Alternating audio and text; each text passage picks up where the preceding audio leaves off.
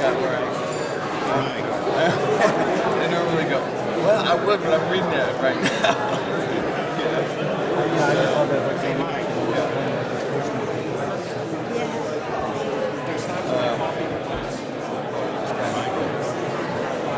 Hey, how's it going, Bob? Sally Baker with the Writers League. Hello, Cleveland. Enjoyed it so much. Monocle.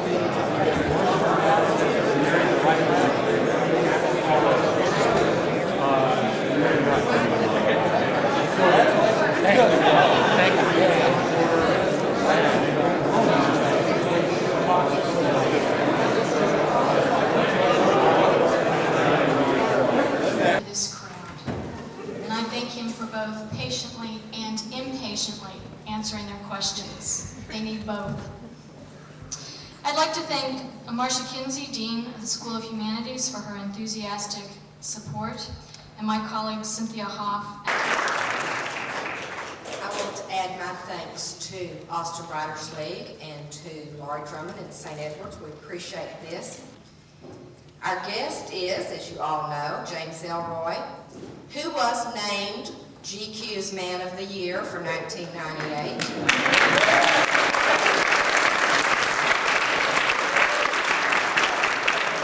And I know you really came to hear Mr. Ellroy and not me, so without further ado, I will give you James Ellroy.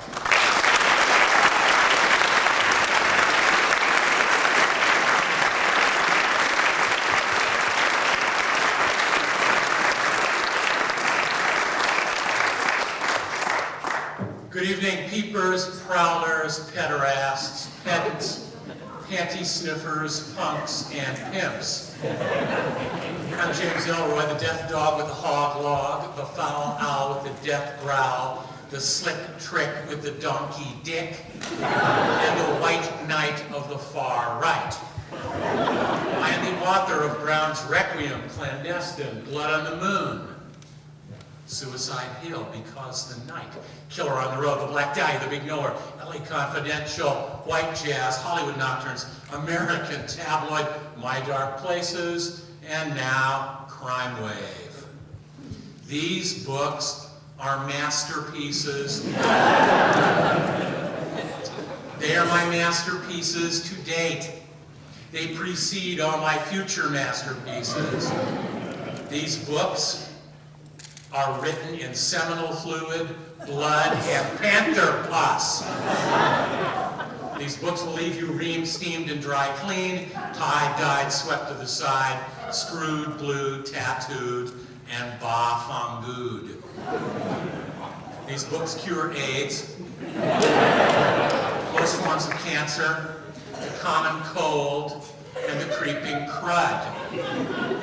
These are books for the whole fucking family. The name of your family is the Manson family.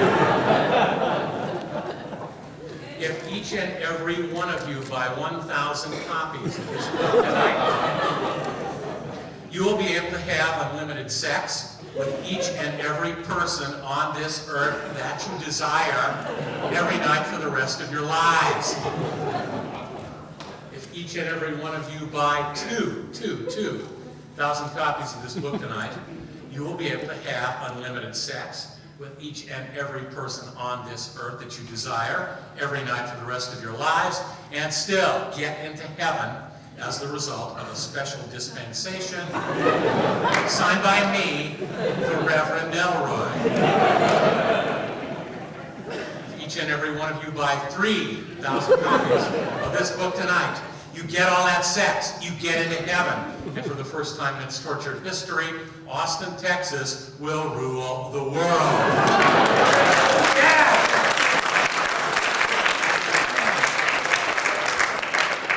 You'll hear it here first, off the record, on the QT, and very hush, hush. T.S. Eliot once wrote, if you came this way, starting from anywhere, in any time and in any season, you would have to put off sense and notion. You are not here to instruct yourself, or to inform curiosity, or to carry a report. You are here to kneel where prayer has been proven valid. And for me, prayer has been proven valid in one spot and one spot only. That is LA, my smog-bound fatherland, where I was born in 1948, the year of the rat in Chinese astrology. Crime Wave is a collection of all the pieces that I have written for GQ magazine to date. 8 pieces of short nonfiction, 2 novellas, and a short story. Tonight, I will read from the novella Tijuana Mon Amour. The time is 1955.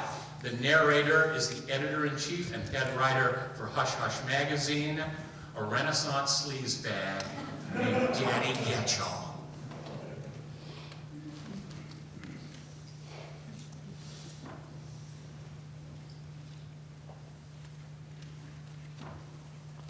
Sensational Sinatra, a macho maimed mama's boy and pussy whip putts. A punk with a pack of pit dogs to rough up recidivistic reporters. Skip Town skimmed to be the skinny.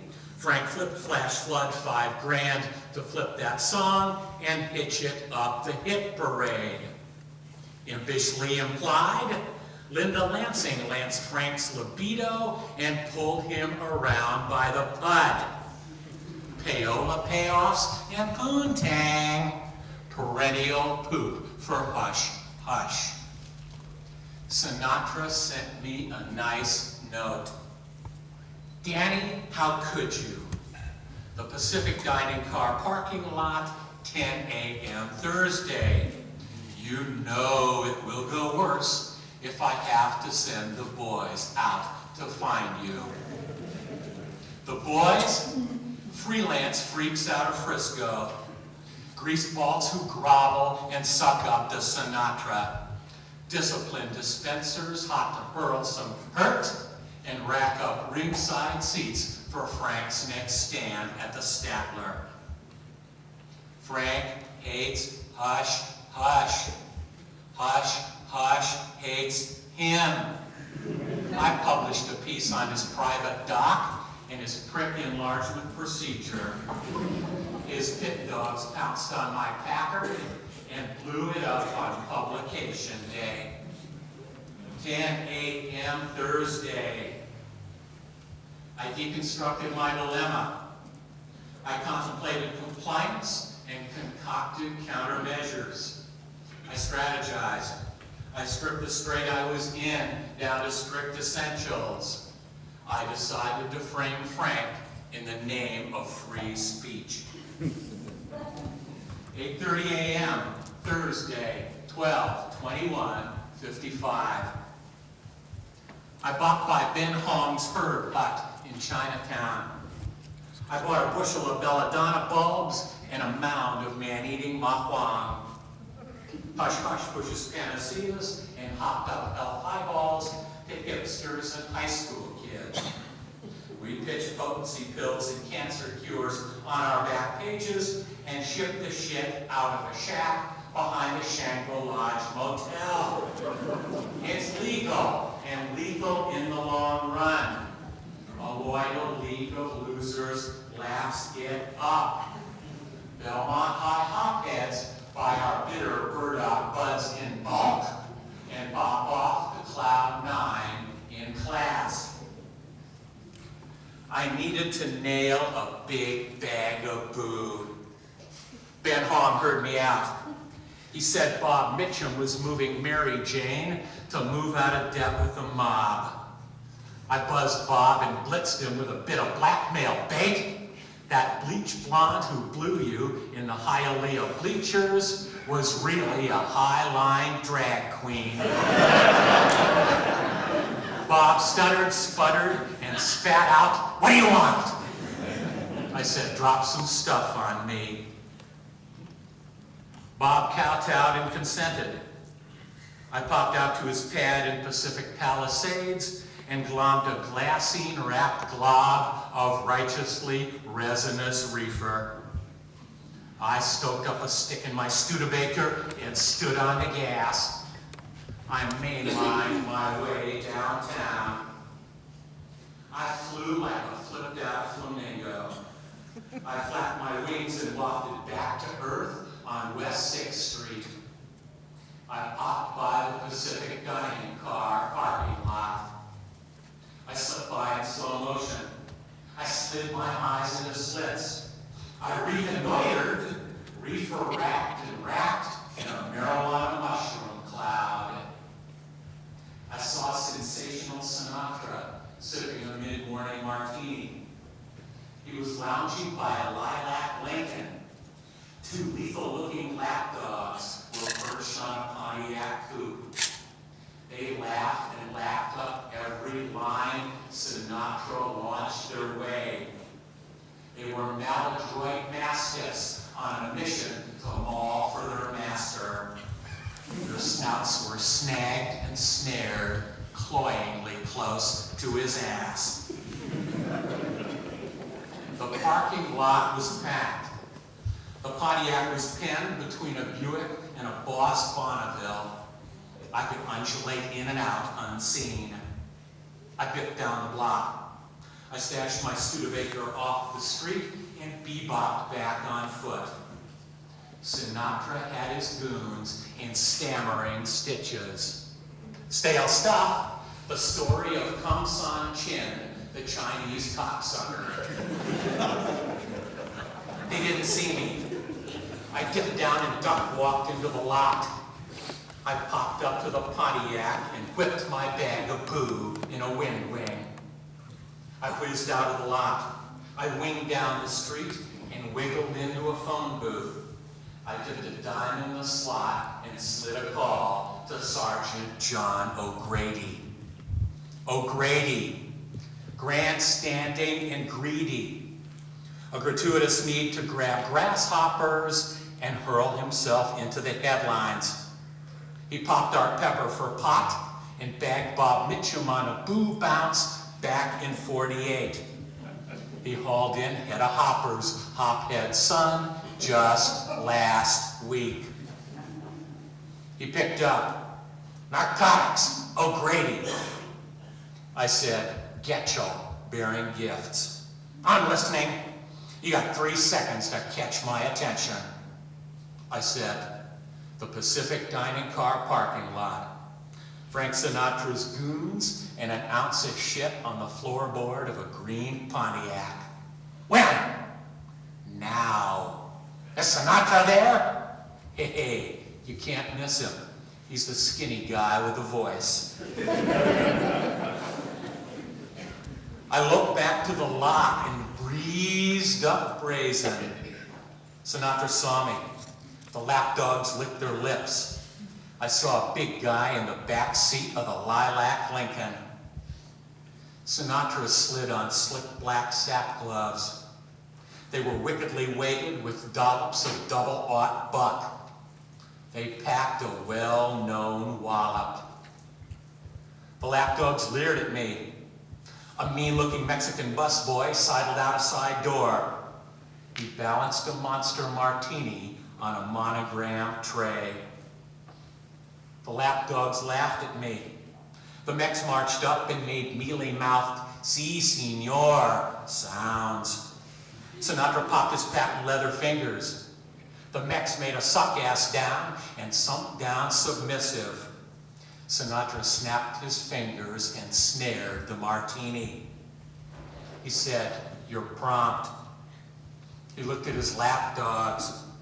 He said, "He's prompt, boys." The lapdogs laughed. The Mex sneered and snickered. I snuck a look at the Lincoln. The big guy in the back seat kept his back to me. I popped up to the Pontiac coupe. I said, "How's tricks, Frank? Your mother's still doing her act with the mule?" Sinatra sizzled and simmered. Steam stormed out his ears and stung me. He made mincy fists. His martini glass shot into shrapnel shards. The lapdogs got lanced. The Mex got minor league mangled. They shook shards off their shirts and popped puzzled eyes at Ian Padrone. The punk patriarch palpitated and pissed in his pants. dig the drip on those gorgeous gabardines. I said, I talked to Ava, Frank. She said you were hung like a cashew. I'm running it on the March cover. Sexy songs for Pat's pint-sized packer. Gorgeous Gardner says. Sinatra fumed and fueled himself into a fugue sing. He stuttered, stammered, slaughtered, slathered, and came off catatonic. His heart hammered. Button shot off his shirt and sheared me in the shins. The lapdogs lurched at me. The mechs made machismo-like motions. An LAPD narc arced into the lot. Everybody froze, frustrated and fright-fraught. John O'Grady jumped out. His paunchy partner piled out and paused by the passenger door. The lapdogs listed and almost landed in my lap. Glare glowed and shimmered off their shoulder holster straps.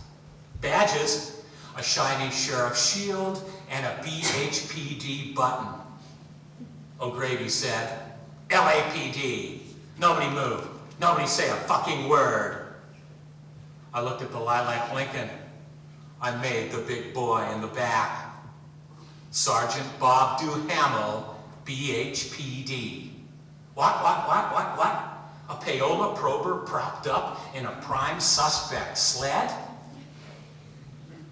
The paunchy partner popped over to the Pontiac. He popped the passenger door and picked up the bag of boo.